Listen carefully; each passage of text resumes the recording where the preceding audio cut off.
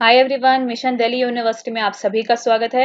इसमें हम देखेंगे first lecture BA eco honours का जो है इंट्रोडक्शन टू माइक्रो इकोनॉमिक्स। तो चलिए स्टार्ट करते हैं माइक्रो इकोनॉमिक्स का इंट्रोडक्शन, जिसमें हम दो टॉपिक पे मेनली फोकस करेंगे।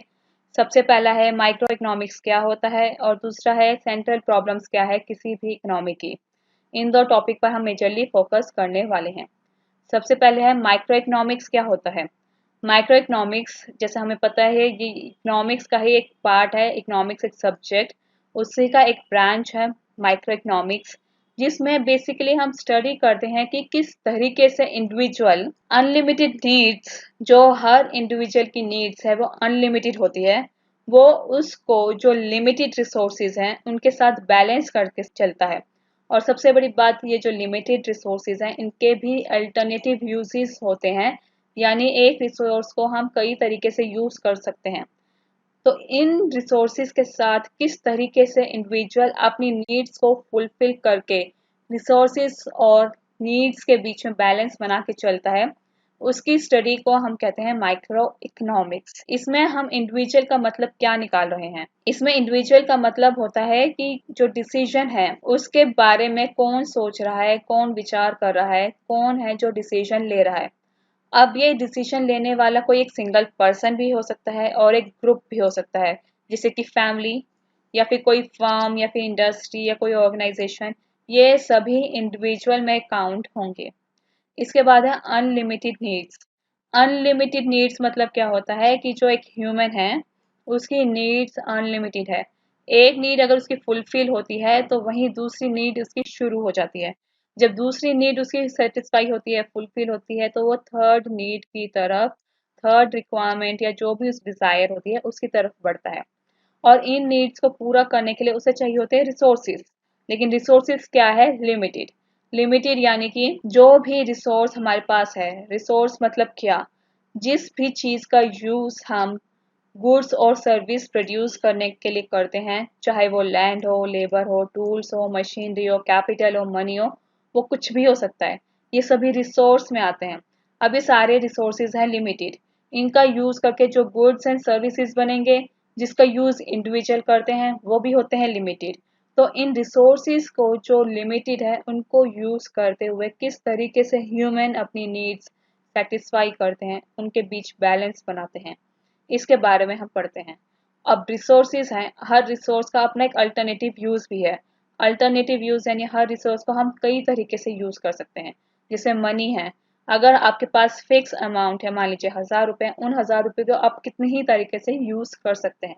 तो जो लिमिटेड रिसोर्स है यानी 1000 रुपए, उसे आप जिन जिन तरीकों से यूज कर पाएंगे वो हो गए उसके अल्टरनेटिव यूज। तो इन लिमिटेड रिसोर्सेज को, जिनका लिमिटेड यूज है, उनको यूज करते हुए किस तरीके से ह्यूमन अपनी नीड्स को सेटिस्फाई करते हैं, उसकी स्टडी माइक्रो इकोनॉमिक्स में आती है।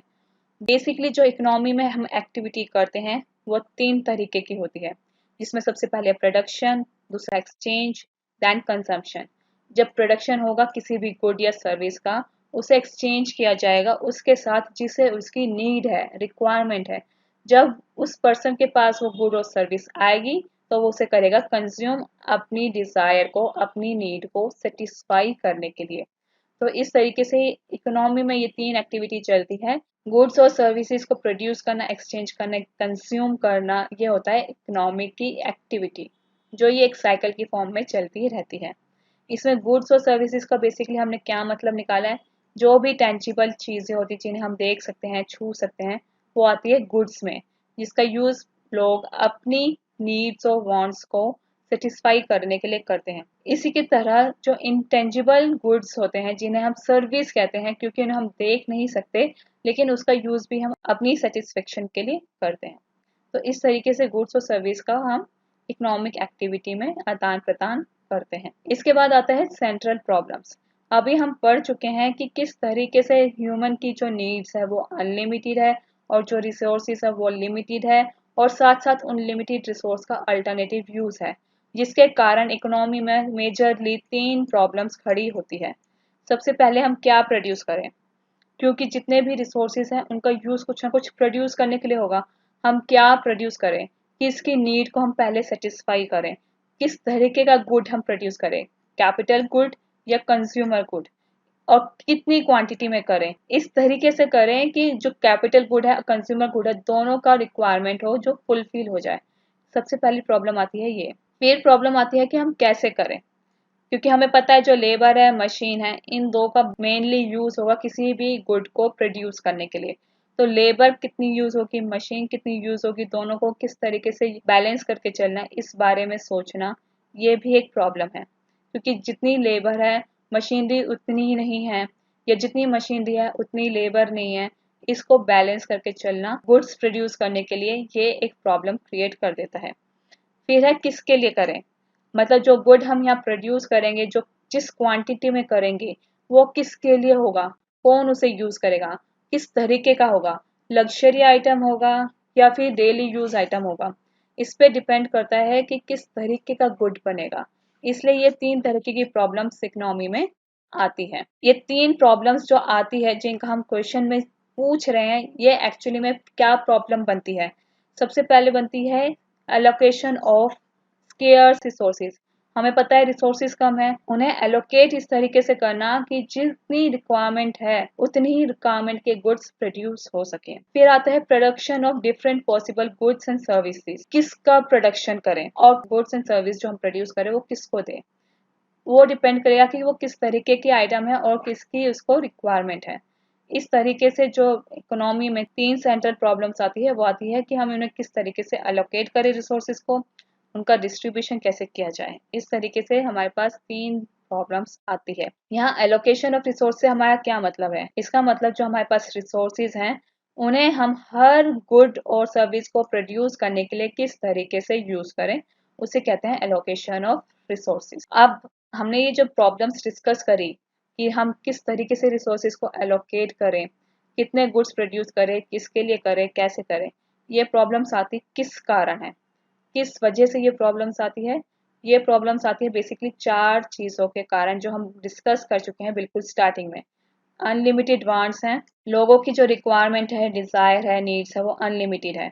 इसलिए उन्हें उन चीज़ों में चॉइस करना पड़ती है जो उन्हें चाहिए। अगर मान लीजिए किसी को एक ड्रेस चाहिए और किसी को खाना चाहिए लेकिन रिसोर्सेज जो उनके पास है वो लिमिटेड है, तो उन्हें चॉइस करना पड़ेगा कि वो क्या चीज़ ले। या तो वो एक चीज़ ले सकते हैं या दोनों को 50-50 कर सकते हैं, या फिर इसका रेशियो कम कर सकते हैं और इसका रेशियो बढ़ा सकते हैं। इस तरीके से उन्हें चॉइस करना पड़ता है कि वो किस चीज़ को ले, किस चीज़ को ज़्यादा इंपॉर्टेंस दे। फिर रिसोर्सेज भी हमारे पास लिमिटेड है और इनका अल्टरनेटिव यूज़ भी है। इस कारण भी हमें ये प्रॉब्लम्स अपनी इकोनॉमी में देखने को मिलती है। ये जो हमने अभी प्रॉब्लम्स डिस्कस करी है और हमने ये देखा है कि किस तरीके से इन गुड्स को हम अपनी चॉइस के अकॉर्डिंग मॉडिफाई कर सकते हैं, इनकी डिमांड को हम कम ज़्यादा कर सकते हैं। इसको अब हम समझेंगे ग्राफ के माध्यम से। इससे पहले हम ग्राफ समझें, हम पहले समझ लेते हैं हम ग्राफ में समझेंगे क्या। हम बेसिकली उसमें जानेंगे कि जो प्रोडक्शन है उसके कितनी पॉसिबिलिटीज़ हो सकती हैं। इसमें हम देखेंगे कि किस किस कॉम्बिनेशन का हम यूज़ कर सकते हैं, प्रोडक्शन कर सकते हैं किसी भी डिफरेंट गुड्स और सर्विस को प्रोड्यूस करने के लिए। क्योंकि हमारे पास रिसोर्सेज कम हैं, स्केर्स हैं, इसलिए हमें कुछ गुड्स की क्वांटिटी बढ़ानी पड़ेगी, कुछ की कम करनी पड़ेगी, तभी हम उन लिमिटेड रिसोर्सेज में अपने गुड्स को प्रोड्यूस कर पाएंगे। तो जिन सेट्स को हम बनाते हैं, जो कॉम्बिनेशन हम बनाते हैं गुड्स और सर्विस का, उसे कहते हैं प्रोडक्शन पॉसिबिलिटी सेट। इसमें हम दो असम्पशन मान के चलते हैं। इससे सबसे पहले असम्पशन ये हम मानते हैं प्रोडक्शन पॉसिबिलिटी फ्रंटियर में कि हम यहाँ दो गुड्स ही प्रोड्यूस करेंगे एक बार में, दो से ज़्यादा प्रोड्यूस नहीं करेंगे। और जो रिसोर्सेज हम यूज़ करेंगे उनका हम ऑप्टिमम यूटिलाइजेशन कर रहे हैं, यानी बेस्ट पॉसिबल यूज़ हम उन रिसोर्सेज का कर रहे हैं जिनका यूज़ हम इन दो गुड्स को प्रोड्यूस करने के लिए करेंगे। फॉर एग्जाम्पल यहाँ मैंने एग्जाम्पल लिया है कॉर्न का और कॉटन का। आप यहाँ देखिए कि कॉर्न जब हम एक भी क्वांटिटी इसकी प्रोड्यूस नहीं कर रहे हैं, एक भी यूनिट इसकी प्रोड्यूस नहीं कर रहे हैं, तो पूरा का पूरा हम रिसोर्स किसके लिए लगा रहे हैं, कॉटन के लिए। लेकिन जैसे ही हमने इसकी एक यूनिट बढ़ाई, एक यूनिट बढ़ाते ही कॉटन की यूनिट हमें कम करनी पड़ी, क्योंकि हमारे पास रिसोर्सेज कम है, रिसोर्सेज हमारे पास लिमिटेड है और उनका हम बेस्ट यूज कर रहे हैं। अगेन हमने कॉर्न का जो प्रोडक्शन बढ़ाया एक यूनिट से, लेकिन कॉटन का हमें करना पड़ेगा कम 2 यूनिट से। 2 यूनिट से इसका कम किया तो 1 यूनिट का हमारा कॉर्न का बढ़ा है। इसी तरीके से एक और यूनिट हमने कॉर्न का बढ़ाया, लेकिन हमें कॉटन दोबारा से कम करना पड़ गया 3 यूनिट से, क्योंकि रिसोर्सेज हमारे पास लिमिटेड हैं और उन्हीं लिमिटेड में हम मैक्सिमम यूटिलाइजेशन कर रहे हैं रिसोर्सेज का। अगेन कॉर्न का हमने 1 यूनिट बढ़ाया और हमें 4 यूनिट्स खत्म करने पड़े कॉटन के। तो आप जैसे यहाँ देख पा रहे हैं कॉर्न का हम 1 यूनिट बढ़ा रहे हैं, लेकिन जो कॉटन का डिक्रीमेंट हो रहा है वो ज़्यादा हो रहा है। तो जितना यूनिट हम बढ़ाते हैं कॉर्न का, उतने के लिए हम जितना कम करते हैं कॉटन का प्रोडक्शन, वो कहलाता है अपॉर्चुनिटी कॉस्ट। अपॉर्चुनिटी कॉस्ट क्या होता है? अपॉर्चुनिटी कॉस्ट का मतलब होता है जब हमारे पास दो चीज़ें दी होती है, दो चॉइसेस दी होती है, इन दो चॉइसेस के बीच में हम जो बेस्ट ऑप्शन अपने लिए हम सेलेक्ट करते हैं और जिसको हम रिजेक्ट कर देते हैं, जिसको हम सब्स्टिट्यूट कर देते हैं या एलिमिनेट कर देते हैं, वो कहलाता है अपॉर्चुनिटी कॉस्ट। यानी इस कॉस्ट की जो अपॉर्चुनिटी थी वो हमने इसके लिए यूज कर ली, इसलिए ये कहलाता है opportunity cost. Opportunity cost basically क्या होता है? जिस चीज को हम फोरगोन कर देते हैं यानी एलिमिनेट कर देते हैं और या उसका यूज हम खत्म कर देते हैं या जिसको हम दूसरी जगह यूज करने लग जाते हैं, उस यूनिट को, उस कॉस्ट को हम कहते हैं अपॉर्चुनिटी कॉस्ट। यानी जैसे आप यहाँ देख पा रहे हैं कॉर्न की हमने 1 यूनिट बढ़ाई, लेकिन जितनी हम कॉटन की कम करते गए, जितनी हम कम करते गए वो कहलाएगी अपॉर्चुनिटी कॉस्ट। जैसे आप यहाँ डायग्राम में देख पा रहे हैं कॉटन हमारा वाई एक्सिस पे है और कॉर्न एक्स एक्सिस पे है। जब हम कॉर्न का प्रोडक्शन 0 कर देते हैं तो कॉटन हमारे पास मैक्सिमम क्वांटिटी में होता है, और जब हम कॉटन का प्रोडक्शन 0 कर देते हैं तो कॉर्न हमारे पास मैक्सिमम क्वांटिटी में होता है। इस तरीके से ये कर्व बनता है, इसे कहते हैं प्रोडक्शन पॉसिबिलिटी कर्व, और ये होता है कॉनकेव शेप में। इसका शेप कॉनकेव होता है टुवर्ड्स एक्सिस, यानी ये इस एक्सिस की तरफ बन रहा है, तो ये हो गया कॉनकेव शेप में। इस तरीके से हमने देखा कि किस तरीके से लिमिटेड रिसोर्सेज होते हुए और इन रिसोर्सेज का जब अल्टरनेटिव यूज है, तो हम किस तरीके से अपनी नीड्स को, रिक्वायरमेंट को एडजस्ट करते हैं। एक चीज की प्रोडक्शन बढ़ाने के लिए दूसरी चीज को हम खत्म करना पड़ता है, उसे कम करना पड़ता है। इस तरीके से जो लिमिटेड रिसोर्सेज होते हैं उसका हम मैक्सिमम यूटिलाइजेशन कर पाते हैं। अगर मान लीजिए कोई हमारा प्रोडक्शन हो रहा है इस वाले पॉइंट पे, दोनों तरफ से 5 और 5 आ रहा है, जो हम इस पॉसिबिलिटी कर्व को टच नहीं कर पा रहे हैं, तो ये होगा अंडर यूटिलाइजेशन ऑफ रिसोर्सेज। यानी कि कुछ ऐसे रिसोर्सेज हैं जो हम अच्छे से यूज नहीं कर रहे हैं, आइडल पड़े हैं, उसका अगर हम अच्छे से यूज कर पाएंगे तो हम प्रोडक्शन पॉसिबिलिटी कर्व को टच कर सकते हैं। इसी तरीके से एक पॉइंट अगर मान लीजिए यहाँ पर आ गया, इसका मतलब हो गया कि हमारे पास जो रिसोर्सेज हैं हम उसका लिमिट से ज़्यादा यूज कर रहे हैं, क्योंकि ये production possibility curve already best possible utilisation of resources पे बनता है। अगर हमारा पॉइंट, हमारा कर्व इससे बाहर चला जाता है तो इसका मतलब हम उस रिसोर्स का ओवर यूटिलाइजेशन कर रहे हैं।